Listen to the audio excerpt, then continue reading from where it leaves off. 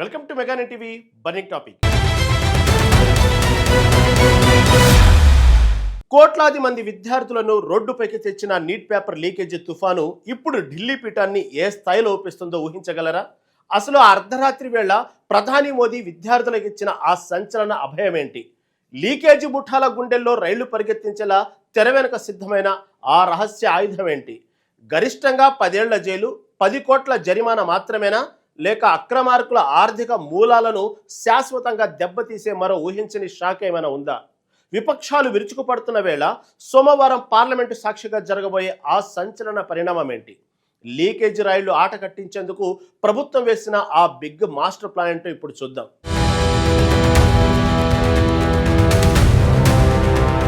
Neat paper leakage వ్యవహారం దేశవ్యాప్తంగా పెను తుఫాను సృష్టించడంతో కేంద్ర ప్రభుత్వం అత్యంత వేగంగా రంగంలోకి దిగింది. నలుమూలల నుంచి విద్యార్థుల ఆగ్రహ జ్వాలలు తీవ్రస్థాయికి చేరడంతో లీకేజీ రాయుళ్ల ఆట కట్టించేందుకు చట్టాలకు మరింత పదును పెడుతోంది. గతంలో ఎన్నడూ లేని విధంగా అర్ధరాత్రి వేళ ప్రధాని నరేంద్ర మోదీ ప్రత్యేక వీడియో సందేశాన్ని విడుదల చేసి యువతకు అభయమిచ్చారు.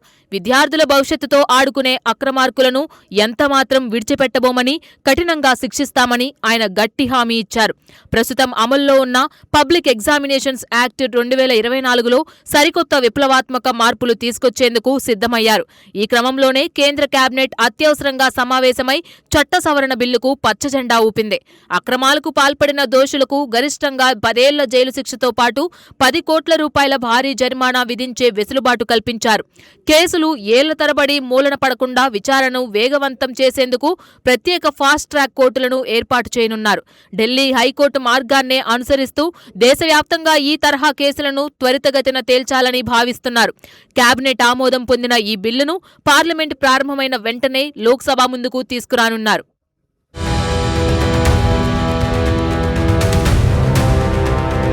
వ్యవస్థీకృత నేరాలుగా భావించి అక్రమార్కుల ఆర్థిక మూలాలను దెబ్బతీసేలా కేంద్రం ఈ కఠిన నిర్ణయాలు తీసుకుంది.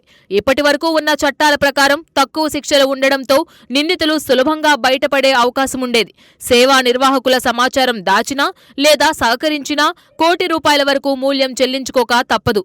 వ్యవస్థీకృత ముఠాలుగా ఏర్పడి లీకేజీలకు పాల్పడితే శిక్షల తీవ్రత మరింత పెరిగేలా నిబంధనలు తీర్చిదిద్దారు. భవిష్యత్తులో ఏ ఒక్కరూ కూడా ప్రశ్నాపత్రాలను తాకే సాహసం చేయకుండా బలమైన హెచ్చరికలు పంపడమే ప్రభుత్వం ముఖ్య ఉద్దేశం.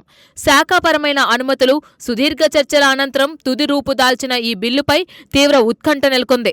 సోమవారం నాడే ఈ సవరణ బిల్లును పార్లమెంట్లో ప్రవేశపెట్టి ఆమోదింపు చేసేందుకు పావులు కదుపుతున్నారు. దేశంలోని కోట్లాది మంది అభ్యర్థుల భవిష్యత్తుకు పూర్తి భరోసా కల్పించడమే తమ ప్రాథమిక లక్ష్యమని ప్రభుత్వం చెబుతోంది.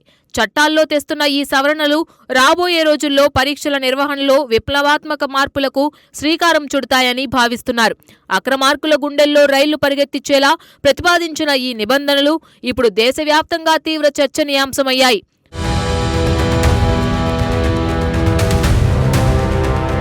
మరోవైపు ఈ పేపర్ లీకేజీల వ్యవహారంపై ప్రతిపక్షాలు ప్రభుత్వంపై తీవ్ర స్థాయిలో విమర్శల బాణాలు సంధిస్తున్నాయి. గత 10 ఏళ్ల కాలంలో దేశంలో ఏకంగా 150కి పైగా లీకేజీలు జరిగినా ఒక్కరిపై కూడా కఠిన చర్యలు తీసుకోలేదని రాహుల్ గాంధీ ఆరోపించారు.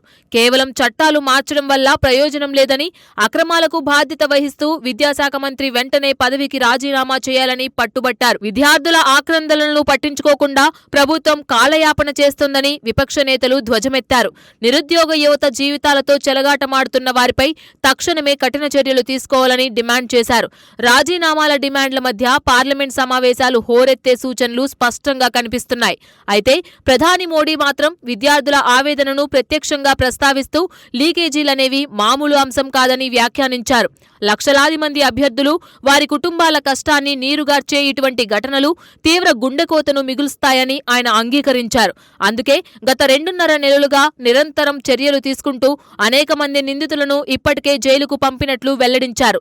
బాధ్యులెవరైనా సరే చట్టం ముందు సమానులేనని, ఎవరినీ ఉపేక్షించేది లేదని ఆయన స్పష్టం చేశారు.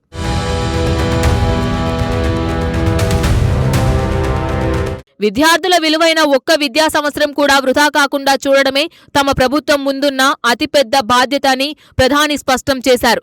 దేశవ్యాప్తంగా ఎలాంటి ఆటంకాలు లేకుండా కనీసం 22 లక్షల మంది విద్యార్థులకు పరీక్షలు మళ్లీ నిర్వహించేందుకు సర్వశక్తులు ఒడ్డుతున్నామని తెలిపారు. యంత్రాంగం మొత్తాన్ని సమాయత్తం చేసి విద్యార్థులకు ఎలాంటి ఇబ్బంది కలగకుండా ప్రత్యామ్నాయ ఏర్పాట్లు చేశామని చెప్పారు. జరిగిన కేబినెట్ సుదీర్ఘ చర్చల్లో విద్యార్థుల భవిష్యత్తు, న్యాయ సూత్రాలకే అగ్రతాంబూలమిచ్చామని పునరుద్ఘాటించారు. మంత్రుల విలువైన సూచనలతో బిల్లును మరింత పటిష్టం చేసి సోమవారం నాడే సభలో ప్రవేశపెడతామని ధీమా వ్యక్తం చేశారు. విపక్షాలు చేస్తున్న విమర్శలకు పార్లమెంటు వేదికగానే కఠిన చట్టాల ద్వారా సమాధానం చెబుతామని స్పష్టం చేశారు. బాధితులకు న్యాయం జరగడమే కాకుండా భవిష్యత్తులో ఇటువంటి అక్రమాలు పునరావృతం కాకుండా చూడడమే తమ ప్రధాన ధ్యేయమన్నారు.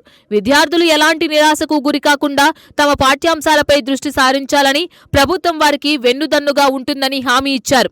ఈ చట్ట సవరణ ద్వారా విద్యా వ్యవస్థలో విశ్వసనీయతను పునరుద్ధరిస్తామని కేంద్ర ప్రభుత్వం బలంగా నమ్ముతుంది.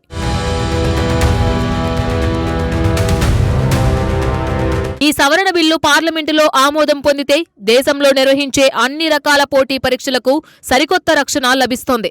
మునుపెన్నడూ లేని రీతిలో 10 ఏళ్ల సుదీర్ఘ జైలు శిక్ష, 10 కోట్ల భారీ జరిమానా నిబంధనలు అక్రమార్కులలో వణుకు పుట్టిస్తున్నాయి. విద్యా వ్యవస్థను ప్రక్షాళన చేసేందుకు కేంద్రం తీసుకుంటున్న ఈ చర్యలపై విద్యార్థి లోకంలో భిన్నాభిప్రాయాలు వ్యక్తమవుతున్నాయి. కేవలం చట్టాలు తీసుకురావడమే కాకుండా వాటిని పక్కాగా అమలు చేసినప్పుడే పూర్తి స్థాయిలో ఫలితాలు వస్తాయని విశ్లేషకులు అభిప్రాయపడుతున్నారు. పార్లమెంటులో సోమవారం జరగబోయే చర్చలు, బిల్లు ఆమోదంపైనే ఇప్పుడు అందరి దృష్టి నిలిచింది. పరీక్షల నిర్వహణలో పారదర్శకతను కాపాడడం ప్రతి ప్రభుత్వం ముందున్న అతిపెద్ద సవాలుగా మారింది. విద్యార్థుల నిరసనల సెగ శాంతించాలంటే బాధ్యులపై తక్షణమే కఠిన చర్యలు అమలు చేసి చూపించాల్సి ఉంటుంది. రాబోయే రోజుల్లో ఈ చట్ట సవరణ ఎలాంటి సంచలన మార్పులకు దారితీస్తుందో వేచి చూడాలి. ఏది ఏమైనా లక్షలాది మంది విద్యార్థుల నిరీక్షణకు, వారి కలలకు ఈ కొత్త చట్టం రక్షణగా నిలుస్తుందని ఆశిస్తున్నారు.